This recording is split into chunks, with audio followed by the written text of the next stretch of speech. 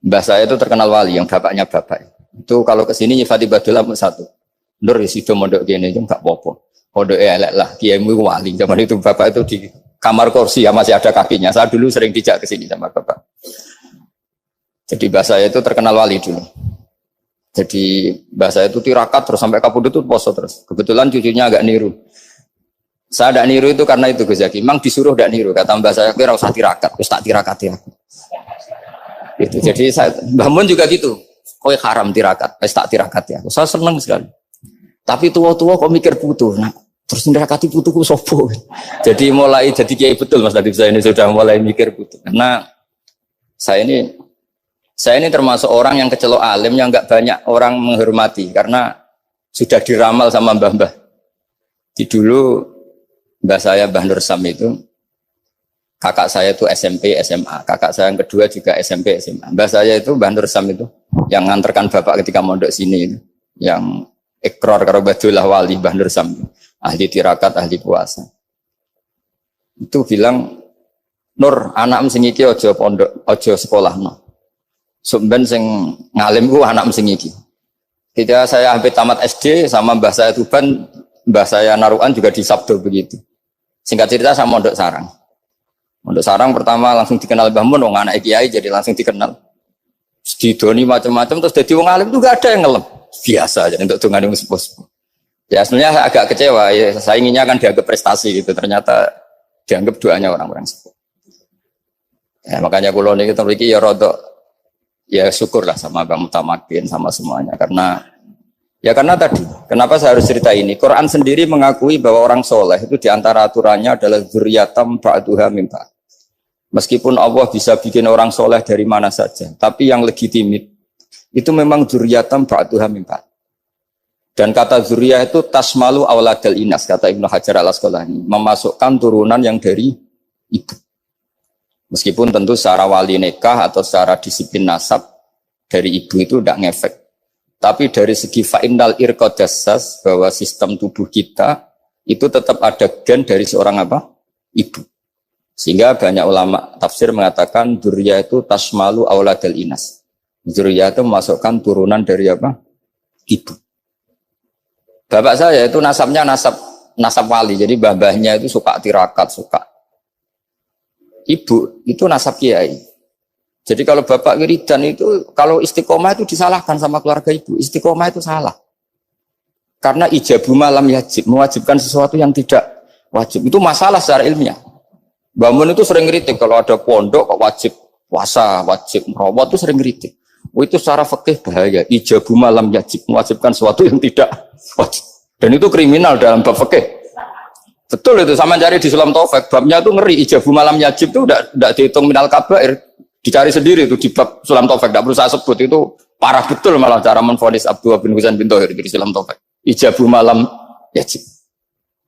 Tapi pondok-pondok yang tirakat tidak kurang dalih, niki boten majibaken, ngelatih, boten majibaken tapi napa? Nah, silsilah dari keluarga ibu itu suka ilmu. Sehingga Abdullah bin Mas'ud itu tiap hari itu mensweeping orang yang sering duha.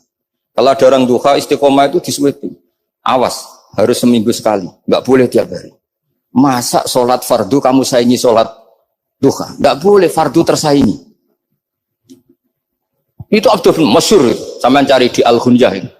Sayyidah Aisyah kalau ada orang duha tiap hari dimarahin. Dan itu secara konstitusi ilmu benar karena Nabi Qiyamul Lail Ramadan itu hanya 4 hari yang dipandu. Lainnya itu enggak. Khasyata ayyufradu alaihim, kalau dalam sahih takut dianggap fardu. Akhirnya istiqomah itu masalah di keluarga saya yang dari ibu. Nah, kebetulan kita ini suka ada istiqomah, akhirnya ya seperti ini. Tapi ini ilmu harus kita bicarakan. Tapi yang istiqomah Bapak itu pengagum Badullah. Bapak itu suka sama istiqomah karena punya guru dulu Kiai Zubaidi istiqomah, Badullah istiqomah. Tapi jangan kira Badullah itu hanya istiqomah. Saya punya sanad banyak, mungkin Gus Zaki lebih tahu. Sering saya diceritain Bapak. Badullah itu nak ambek wong fase nemen-nemen itu ya rapati cocok. Senajan to majibno fase. Tak takoki iki nopo. Empuk nak ke fasean darane wong awam untuk ganjaran. Mergo macane Quran gak fase. Padahal untuk ganjaran mergo seneng Quran. Jadi terus tak takoki bapak, niku saged damel syariat mboten? Ya ora kena, pokoke ngono. Jadi gue ngekrori. Artinya beliau ndak ingin lah gara-gara kita terlalu pakem tajwid kemudian nganggap siapa saja baca Quran salah kemudian tidak dapat pahala. Bisa saja hamalahum ala ayakraul Qur'ana apa mahabbatuhum wa iskuhum wa kada wa kada. Jadi akhirnya saya jadi tahu. Oke, secara makhraj salah, tapi iseknya benar, mahabbahnya benar, brontonya benar. Jadi sebetulnya Badullah itu punya sekian makalah tentang ilmu. Hikam juga gitu. Nur nak cah santri ngaji ihya itu jauh oleh. Saya nak hikam mojo. Maksudnya beliau entah kalau setelah itu Badullah itu melarang siapa saja santri ngaji hikam itu dilarangnya ada kelas tertentu untuk boleh ngaji hikam. Nah, kenapa saya cerita ini? Karena saya masih ingat betul di antara wasiatnya Mbah Mun itu. Pirroh sebab apa Fatihah kok ihdinas siratal mustaqim bukan siratoka tapi siratal ladzina an'amta alaihim. Dawe Mbah Mun fa inna Allaha ta'ala la ya'kul wa la yashrab wa la yanqih wa la kadza wa kadza. Allah itu enggak makan, enggak minum, enggak tidur. Sehingga kita tidak bisa niru Allah. Tapi yang makan tidur itu manusia. Sehingga kalau ingin dekat Allah ya niru siratal ladzina bukan siratoka.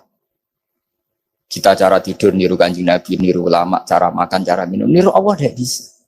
Makanya enggak bukan ihdinas siratal mustaqim siratoka tapi siratal ladzina an'amta. Maka dalam beragama itu butuh master, butuh panutan. Ya tentu Mbah Mun oleh ngendikan pakai luhut orang-orang kuno. Cara Mbah Mun pakai cantolan. Maka saya punya makalah banyak dari Bapak, dari Mbah Mun, dari Mbah Zubair, dari sampai saya itu hafal sanad sampai Rasulullah SAW. Karena yang bisa mengawal ilmu itu sanad. Termasuk saya di sini bawa kitab Ar-Risalah Al-Qusairiyah. Nanti saya baca beberapa panutan kita. Di sini ada Abdul Qasim Al-Junaidi, ada Abu Yazid Al-Bustami, ada banyak ulama yang ditulis Ar-Risalah Al-Qusairiyah. Dan itu yang membentuk Imam Ghazali, kitab Ar-Risalah Al-Qusairiyah. Tapi sekarang kita ini tidak belajar lagi tentang tasawuf. Tasawuf itu Abdul Qasim Al-Junaidi jadi wali itu bukan wiridannya terlalu banyak, enggak. Beliau pernah bikin satu kalimat yang menjadikan Allah itu ridho. Kalimatnya begini, kalau malam beliau wiridan gini, ya Allah, kenapa engkau ngasih rezeki saya? Padahal engkau tidak butuh saya. Kalimatnya sederhana. Kalau seorang majikan ngasih servis sama karyawannya, memang butuh pekerjaannya. Orang tua ke anak butuh kasih sayangnya. Tapi engkau ini zat yang tidak butuh saya, tidak butuh kita. Ngapain ngasih? Jadi punya sisi betapa Allah itu luar biasa. Wong tidak butuh kok. Ngasih itu kan luar biasa. Jadi karena mensifati seperti itu Allah itu ridho. Itu luar biasa. Normalnya orang memberi itu kan, apalagi orang memberi kiai itu kacau sekali. 1.000 jaluk swarga. Salam template 1 juta wae jaluk apa? Swarga itu parah lagi. Nanti kalau enggak masuk surga diundat-undat. Itu ngeri lagi itu 1 juta minta apa? Surga. Sayyidina Ali itu diantara sebabnya beliau dekat Allah itu karena muamalahnya sama Allah itu benar. Di antara muamalah itu yang diriwayatkan di kitab Ar-Risalah Al-Qusairiyah adalah masyhur itu. Kafani izzan antakuna li rabban wa kafani fakhran an aku nalaka abdan. Tiap malam ya beritanya itu. Ya Allah, saya sungguh sangat mulia karena engkau yang jadi Tuhan.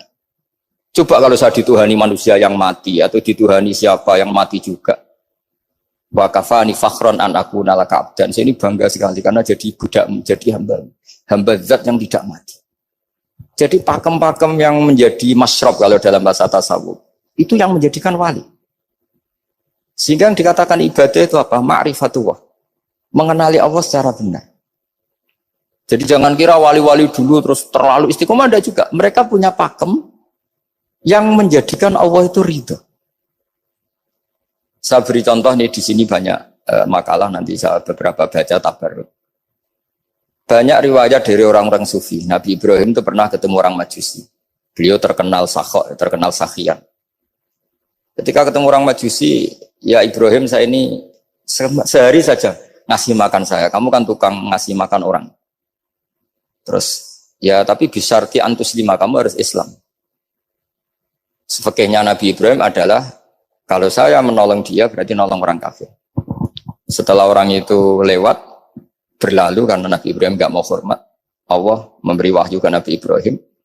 Kenapa ya Ibrahim tidak kamu terima 1 hari, kamu kasih makan 1 hari? Ya karena dia majusi. Kata Allah, dia umurnya berapa? 60 tahun. Tanyakan, pernah kelaparan kan hanya hari ini? Iya ya Allah. 60 tahun dia kafir tak kasih makan. Minta kamu sehari aja kok gak boleh. Akhirnya Nabi Ibrahim dipanggil orang majusi, dikejar dipanggil. Ayo tak kasih makan 1 hari. Kok kamu sekarang jadi baik? Habis ditegur Tuhan. Terus kata, ahakada yu'amiluni. Apa seperti itu Tuhanmu mengu'alamalai saya? Ya na'am. Akhirnya Islam orang majusi. Jadi itu lagi-lagi ilmu. Jadi yang dikatakan ilmu itu satu teori atau kalimat atau apa saja yang menjadikan kita ini pakem. Meskipun pakem itu kadang sulit diterima orang-orang khusyuk. Orang khusyuk itu ya nyun sewu ada sisi nakalnya. Makanya Mbah Mun sering kayak jargon masyhur. Zada khusyuan, zada jahlan, tambah khusyuk tambah bodoh. Bukan bodoh dengan makna salah itu enggak. Memang kadang terus anti ilmu. Misalnya gini, ini contoh yang karena saya ini mengkhidmati ilmu, saya beri contoh yang urusan ilmu. Ada orang sujud diinjek orang fasik, kepalanya diinjek orang fasik. Terus si orang yang sujud tadi ini ada di Sahih Muslim, juga ada di Ihya. Wallahi la yaghfiru wa laka. Pakai sumpah, wallahi la yaghfiru wa laka. Allah langsung mewahyukan ke Nabi fi hadzal zaman, fi tilka zaman atau fi dzalika zaman. Man dzalladzi yata'alla alayya alla aghfira li fulan qad ghafartu lahu wa ahbattu amalak. Katakan ke orang itu, siapa yang mencatut nama saya yang hanya berstatus tidak memaafkan. Itu enggak fair. Saya ini Tuhan kok bisa yaghfir, bisa yu'adzib. Kok sifat saya tinggal 1 yu'adzib itu gimana? Dicatut separuh itu Allah tidak terima. Tapi kalau kita baca Quran, saya ini sama orang fasik ya benci. Saya ini orang soleh, setidaknya pura-pura soleh lah.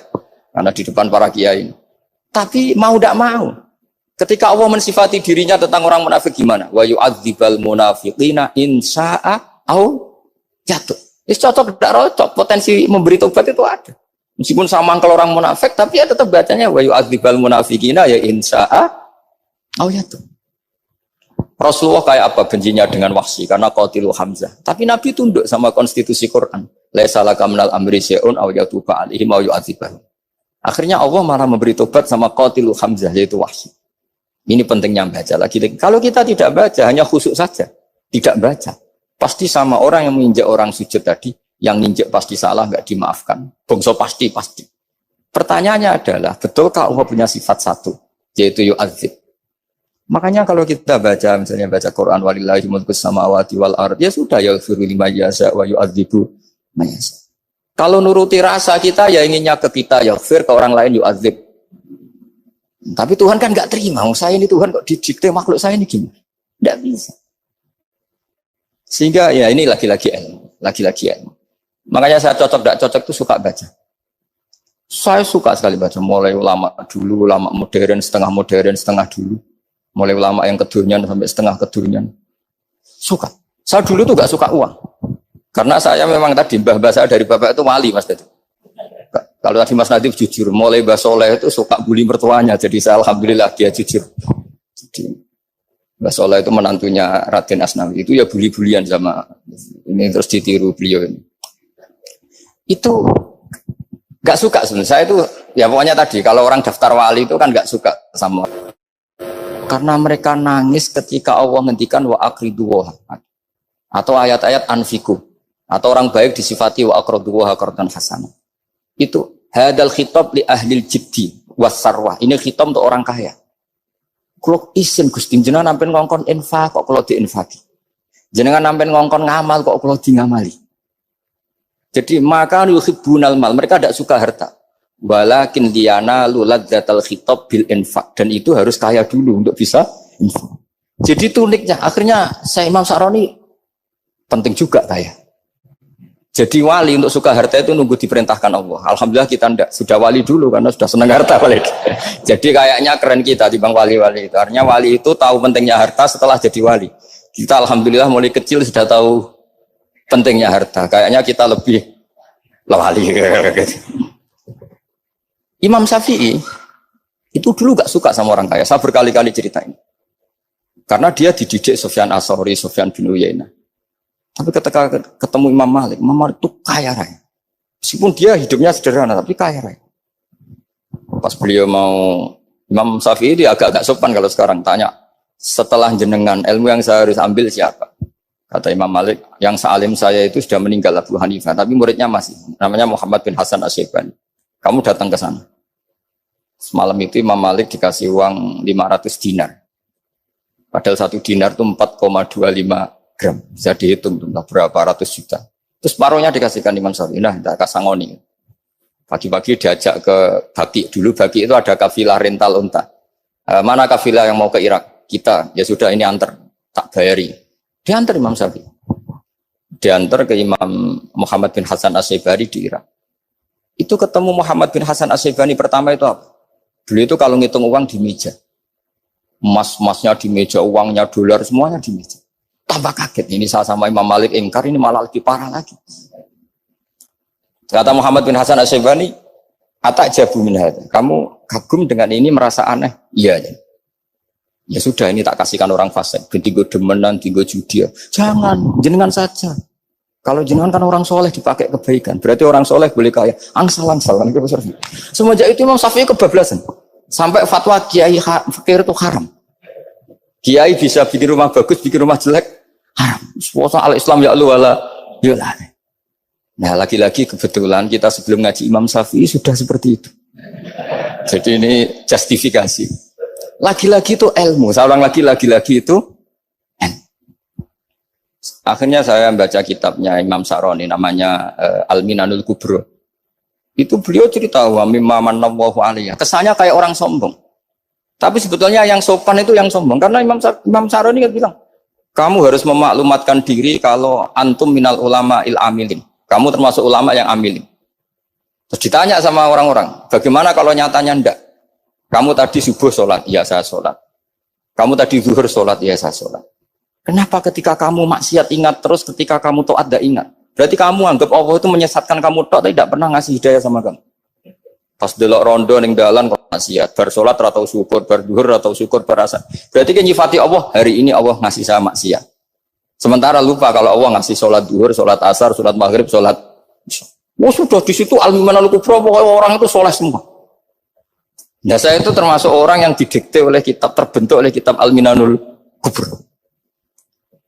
Jadi di situ hidup itu enak semua. Makanya saya itu masih ingat dialeknya dua orang alim. Nggak perlu saya sebutkan, ini agak sensitif karena ceritanya itu ada anaknya kiai mau nyalek. Karena dia anaknya kiai tanya, Mbah, dalilnya nopo nanti yang kepingin jadi jabatan, mencari jabatan itu sah. Kalau yang jawab tak sebut gak apa-apa namanya. Jawabnya Mbah Mun, oleh gak apa-apa. Nabi Yusuf juga ada jabatan. Terus beliau baca, Qalat alni ala khuzainil ardi ini khafifun alim. Nabi Yusuf juga ada jabatan. Ya Rabbi. Di debat sama orang alim. Itu Nabi Yusuf, syariatnya itu mansukhah bi syariati Rasulullah Muhammad SAW. Setelah tamunya pulang, Mbah Mun dibantah gitu. Dari Mbah Mun gini bilang, anut kiai wae oleh pemenang anut Nabi. Sama ingat kalimatnya. Anut kiai wae oleh pemenang anut. Artinya Nabi Yusuf kan minta jabatan ij'alni ala khuzainil ard. Jadi akhirnya semenjak itu fikih-fikih ilmu tadi saya ulang lagi. Akhirnya saya cari, termasuk saya disuruh bangun. Saya golekno dalile nak wong soleh kok oleh jabat. Batinku, wong dalil kok diorder saya sempat. Ternyata saya cari-cari ya tadi am yahsudunan nasa alama atahum wa min fadlih faqad ataina ala Ibrahim alkitab wal hikmata wa atainahum mulkan azim. Keluarga Nabi Ibrahim di antara sifat yang disebutkan Allah adalah dikasih mulkan azim. Sebab itu akhirnya kiai Indonesia itu mazhabnya Syafi'iyah semua. Politik ya kerso, jabat ya kerso, proposal ya kerso. Saya ini, maksud saya ini yang menyelamatkan ilmu. Kalau orang khusyuk pasti gedeng. Kiai kok gelem proposal, kiai kok para pejabat. Tapi orang ilmu setuju. Nah saya nggak tahu setujunya itu bawaan ilmu apa bawaan nafsu tadi itu yang mulai saya data. Nah kalau saya kan bawaan ilmu saya baca.